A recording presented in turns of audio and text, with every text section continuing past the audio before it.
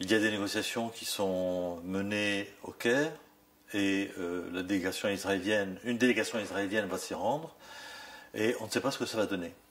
On peut s'attendre à ce qu'ils se mettent d'accord, mais cela n'est pas du tout certain parce que entre les demandes du Hamas et les exigences d'Israël, il n'y a pas forcément beaucoup de points communs. D'un côté, le Hamas demande la levée du blocus de la bande de Gaza, la libération des prisonniers qui ont été arrêtés ces dernières semaines en Cisjordanie et l'élargissement du territoire marin, du territoire maritime, où les pêcheurs gazaouis peuvent pêcher. Et la réouverture, bien entendu, du passage de Rafah vers l'Égypte.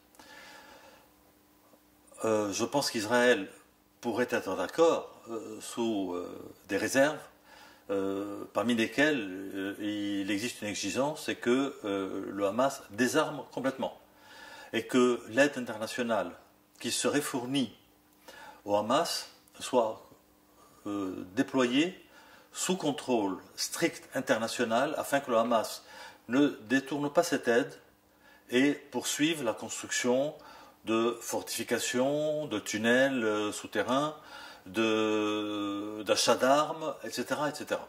Donc vous voyez, apparemment, ça paraît inconciliable. On ne voit pas comment le Hamas pourrait accepter le désarmement, c'est-à-dire qu'il accepte pratiquement qu'on fasse de lui, en fait, de disparaître sans armes. Et donc on est, pour l'instant, sur des positions inconciliables. Mais il n'est pas impossible. Il n'est pas impossible qu'il y ait d'autres solutions.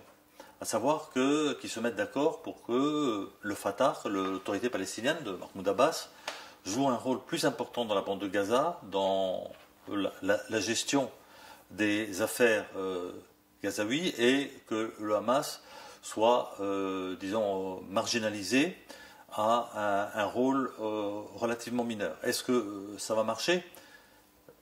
On n'en sait rien. On a parlé d'autres intermédiaires.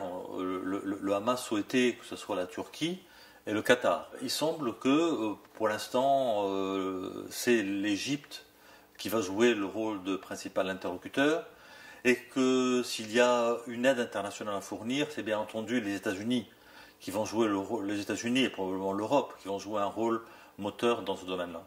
Alors je crois que le moment est venu pour les uns et les autres, c'est-à-dire que pour Israël, pour l'autorité palestinienne et pour le Hamas, de réfléchir à peut-être à une négociation à caractère politique à plus long terme. Je ne vois pas comment est-ce que cette situation peut durer et peut durer éternellement. Elle peut durer, bien entendu. Je veux dire, les gens sont prêts à se faire tuer ou à faire tuer les autres à leur place. Mais jusqu'à quand est-ce que ça peut durer ? Toutes les guerres ont une fin.